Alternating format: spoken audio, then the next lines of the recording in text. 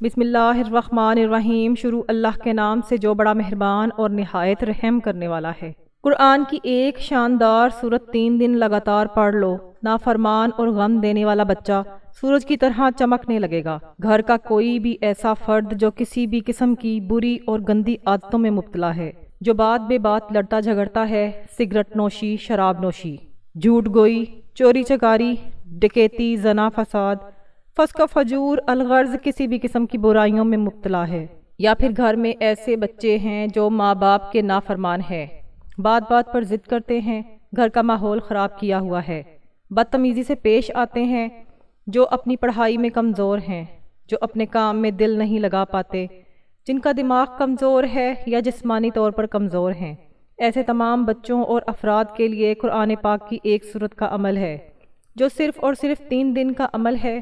3 دن کے عمل سے انشاءاللہ ایسے افراد کی تمام برائیاں، کمزوریاں اور خامیاں اللہ کے فضل و کرم سے جاتی رہیں گی۔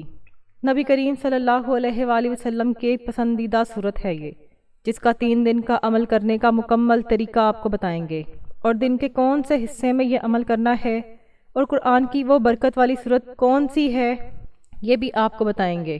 اللہ تبارک و تعالیٰ نے اپنے ہر نبی اور ہر پیغمبر کو ان کی حقانیت اور صداقت ثابت کرنے کے لیے معجزات عطا کیے۔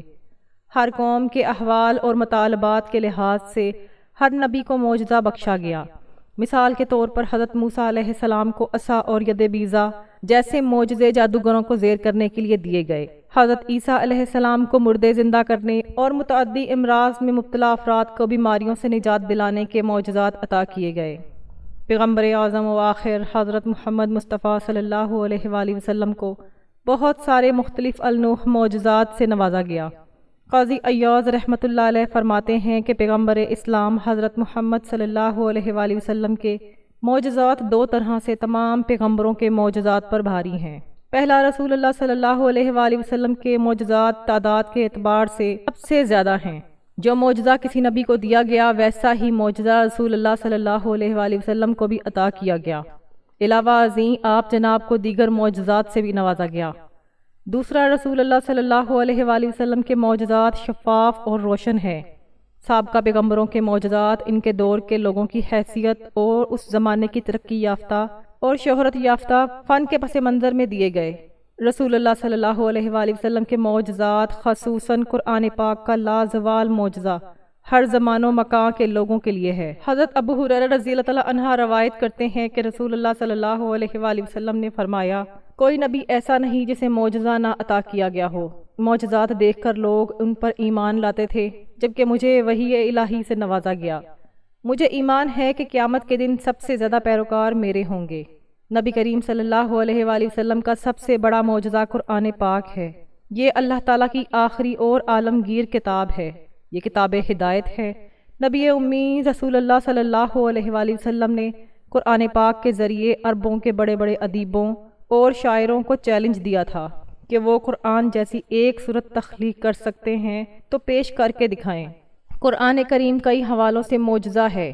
پہلی وجہ، قرآن کریم فصاحت و بلاغت، کلام کی زہر انگیزی، اختصار و تفصیل ہر لحاظ سے ایک معجزہ ہے۔ قرآن میں کبھی ایک مضمون تفصیل سے بیان کیا جاتا ہے، پھر اس کا تذکرہ اختصار کے ساتھ کر دیا جاتا ہے، لیکن مختصر مضمون میں کسی طرح کی کوئی خامی پیدا نہیں ہوتی۔ دوسری وجہ یہ معیاری نثر نگاروں کے اسلوب نگارش اور ممتاز شاعروں کے شعری اوزان و انداز سے یکسر مختلف ہیں۔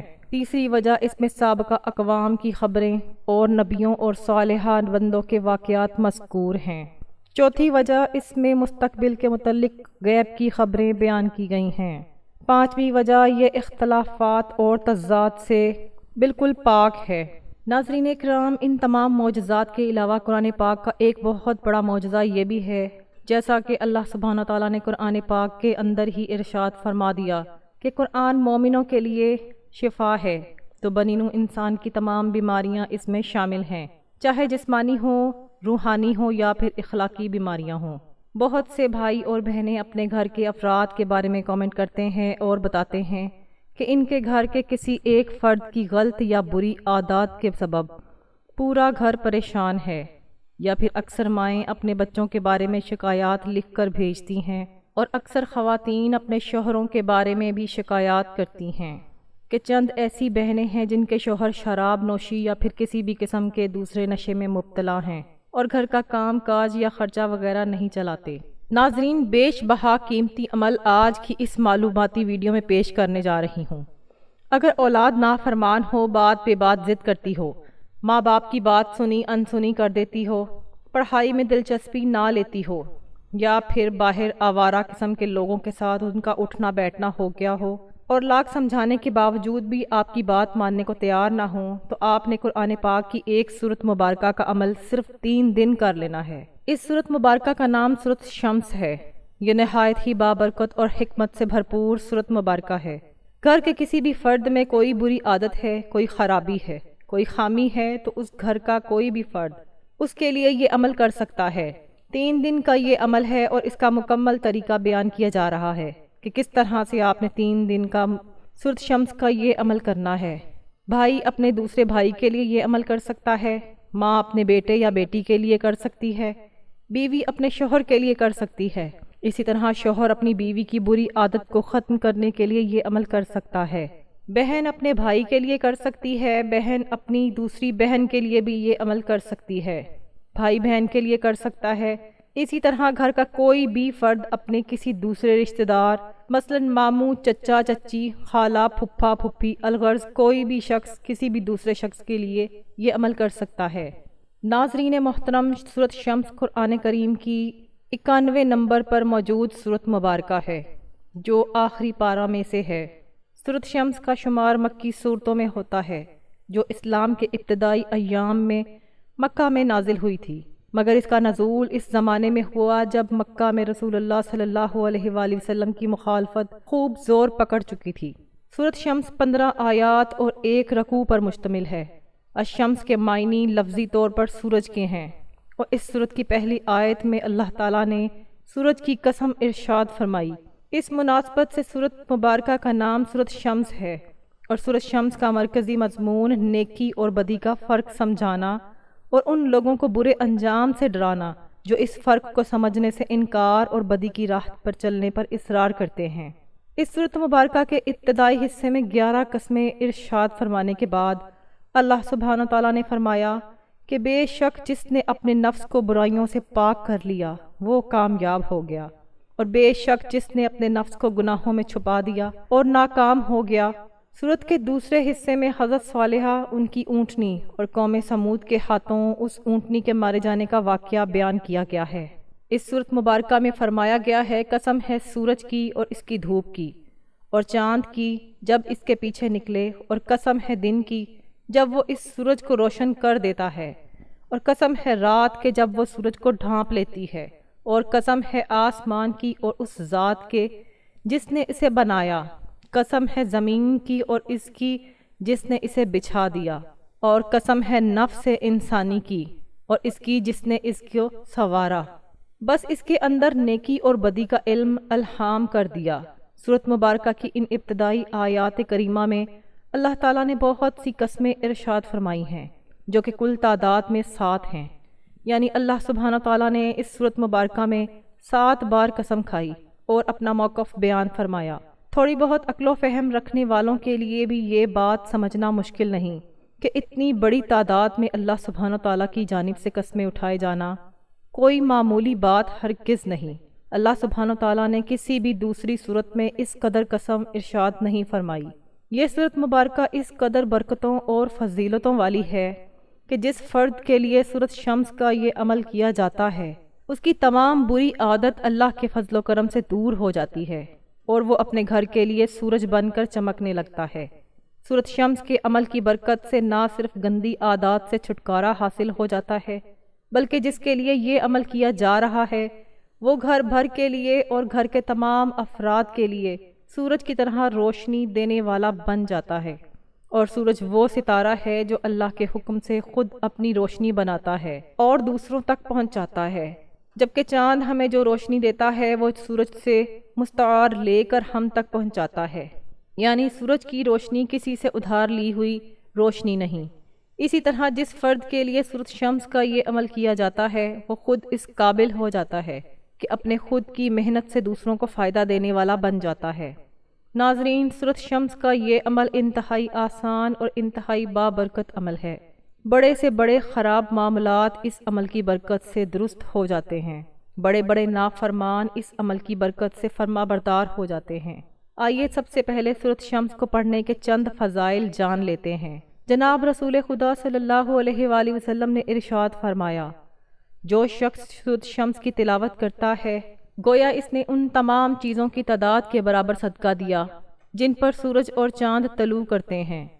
بحوالہ تفسیر مجمع البیان ظاہر ہے کہ اس قدر فضیلت اس شخص کے لیے ممکن ہے جو اس سورت کو سمجھ کر پڑھے، اس کے مطالعے پر غور و فکر کرنے اور اس کے احکامات پر عمل کرنے کی کوشش کرے۔ بحوالہ تفسیر نمونہ جناب رسول اللہ صلی اللہ علیہ وآلہ وسلم نے فرمایا، جو شخص خداوند عالم کی توفیقات سے محروم ہو اس کو یہ سورت زیادہ پڑھنی چاہیے۔ اس کے حافظے میں اضافہ ہوگا، مقبولیت بڑھے گی اور اس کا مرتبہ بلند ہوگا۔ فرزند رسول خدا صلی اللہ علیہ وآلہ وسلم حضرت امام جعفر صادق علیہ السلام سے منقول ہے کہ جس کا رزق کم ہو اور توفیق میسر نہ ہو اور خسارہ زیادہ ہوتا ہو، ایسے شخص کو یہ سورت زیادہ یا ہمیشہ پڑھنی چاہیے۔ اس سورت کو لکھ کر دھوئیں اور اس کا پانی پئیں تو اس دل کی دھڑکن سے محفوظ رہیں گے۔ بحوالہ تفسیر برہان انوار النجم حضرت ابو ہریرہ رضی اللہ تعالی عنہ فرماتے ہیں، حضور پر نور صلی اللہ علیہ وآلہ وسلم عشاء کی نماز میں سورۃ شمس اور اس کے مشابہ صورتیں پڑھا کرتے تھے۔ بحوالہ ترمذی و ابن ماجہ حضرت جابر بن سمرہ رضی اللہ تعالی عنہ فرماتے ہیں، حضور اقدس صلی اللہ علیہ وآلہ وسلم نے انہیں فجر کی نماز پڑھائی تو اس میں سورۃ شمس اور سورۃ طارق کی تلاوت فرمائی۔ سورۃ شمس میں اللہ تعالیٰ نے 7 قسمیں کھائی ہیں۔ یہ قسمیں درج ذیل ہیں: سورج کی، چاند کی، دن کی، رات کی، آسمان کی، زمین کی اور انسان کی جان کی۔ یہ قسمیں اللہ تعالیٰ کی عظیم قدرت اور تخلیق کی اہمیت کو ظاہر کرتی ہیں۔ ناظرین محترم، آج کا سورۃ شمس کا عمل نہایت ہی آسان ہے۔ 3 دن کا یہ عمل بڑی سے بڑی کامیابی کو قریب کر دیتا ہے، لیکن اگر کسی وجہ سے کوئی ایسا مسئلہ ہے جو 3 دن کے عمل سے حل نہ ہوا ہو تو اس عمل کو بڑھا کر 5، 7، 11 یا پھر 21 دن تک لگاتار بھی کیا جا سکتا ہے۔ اس سے زیادہ بھی چاہیں تو کر سکتے ہیں، لیکن طاق تعداد میں دنوں کی گنتی شمار کرنی ہے۔ عمل کا طریقہ کار بھی ملاحظہ فرما لیں۔ صبح فجر کی نماز ادا کرنے کے بعد کوشش کریں کہ تلاوت قرآن کا اہتمام کیا جائے، یا پھر معمول کے ذکر و اذکار کرنے کے بعد جب آپ دیکھیں کہ سورج کی کرنیں طلوع ہو چکی ہیں اور زمین پر چیزوں کا سایہ بننے لگا ہے، یعنی فجر کی نماز کے تقریباً 15 منٹ یا آدھے گھنٹے کے بعد آپ نے یہ عمل کرنا ہے۔ اس عمل کا طریقہ یہ ہے کہ سب سے پہلے آپ نے 11 مرتبہ درود پاک پڑھ لینا ہے۔ جو بھی درود پاک آپ کو اچھی طرح سے آتا ہو اسے 11 مرتبہ پڑھ لینا ہے۔ اس کے بعد بسم اللہ پڑھنے کے بعد آپ نے سورۃ شمس کی پہلی 3 آیات پڑھنی ہے۔ صرف پہلی 3 آیات ہی پڑھنی ہے اور انہیں آپ نے 21 مرتبہ پڑھ لینا ہے۔ یعنی جب عمل شروع کرنا ہے تو آپ نے 11 مرتبہ درود پاک پڑھ کر 21 مرتبہ سورۃ شمس کی پہلی 3 آیات پڑھ لینی ہے۔ اس کے بعد آپ نے عمل کو چھوڑ دینا ہے، کیونکہ عمل کا باقی حصہ رات کو عشاء کی نماز پڑھنے کے بعد مکمل کرنا ہے۔ اب سارا دن آپ اپنے کام کاج میں مصروف رہیں اور رات کو جب آپ نے عشاء کی نماز پڑھ لی تو فوراً وہیں جائے نماز پر بیٹھے بیٹھے آپ نے سورۃ شمس کی آیت نمبر 4 سے لے کر آیت نمبر 15 تک باقی کی پوری سورت 21 مرتبہ پڑھ لینی ہے۔ یعنی پہلی 3 آیات صبح پڑھی تھیں تو باقی کی 12 آیات رات کو عشاء کی نماز کے بعد 21 مرتبہ پڑھ لینی ہے۔ ان آیات کو 21 بار پڑھنے کے بعد آپ نے 11 مرتبہ درود پاک پڑھ کر اپنا عمل مکمل کر لینا ہے۔ یوں سمجھ لیں کہ صبح فجر کی نماز کے بعد جب عمل شروع کیا تو اس وقت اول 11 بار درود پاک پڑھا تھا، تو رات کو جب آپ نے باقی عمل مکمل کیا تو آخر میں 11 بار درود پاک پڑھنا ہے۔ یہ آپ کا 1 دن کا عمل مکمل ہو گیا۔ اب آپ نے وہیں جائے نماز پر بیٹھے بیٹھے اپنے دونوں ہاتھ دعا میں بلند کر دینے ہیں۔ اللہ کے حضور خلوص دل سے اور خلوص نیت کے ساتھ آپ نے اس شخص کا نام لے کر اللہ کے سامنے دعا کرنی ہے کہ یا اللہ پاک، تیرے نازل کیے ہوئے قرآن میں سے تیری نازل کی ہوئی سورۃ شمس کا عمل میں نے کیا ہے۔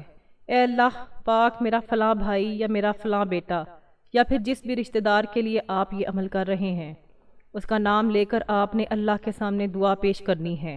حالانکہ اللہ پاک کی ذات خوب جانتی ہے کہ آپ یہ عمل اس کے لیے کر رہے ہیں، لیکن پھر بھی آپ نے اس شخص کا نام پکار کر دعا کرنی ہے کہ فلاں شخص کے لیے میں یہ عمل کر رہا ہوں یا کر رہی ہوں، تو اے میرے پاک پروردگار میرے اس عمل کو اپنی بارگاہ میں قبول فرما کر فلاں میرے رشتہ دار کو بری عادات سے محفوظ فرما دے، اس کی تمام بری عادات کو اس سے دور فرما دے، اور اسے میرے لیے اور گھر کے تمام افراد کے لیے ایک بہترین انسان بنا دے۔ اللہ کے حضور خشوع و خضوع کے ساتھ پوری دعا پیش کریں اور دیکھیں کہ 3 دن کے اندر اندر آپ انشاءاللہ اس انسان میں واضح تبدیلی خود اپنی آنکھوں سے دیکھیں گے۔ انشاءاللہ 3 دن سے زیادہ یہ عمل کرنے کی نوبت نہیں آئے گی۔ اللہ تبارک و تعالیٰ سے دعا ہے کہ نیکی کی بات کو سننے، سمجھنے اور اس پر عمل کرنے کی طاقت اور توفیق عطا فرمائے۔ میرا سنانا اور آپ کا سننا اپنی بارگاہ میں قبول و منظور فرمائے، آمین یا رب العالمین۔ پیارے ناظرین، اگر آپ کو میری آج کی ویڈیو اچھی لگی ہے تو اس ویڈیو کو لائک کریں، دوستوں میں شیئر کریں اور چینل کو سبسکرائب کریں، اور اللہ تعالیٰ کے 99 ناموں میں سے ایک نام کمنٹ باکس میں لکھ کر ضرور شیئر کریں۔ شکریہ۔ اللہ حافظ۔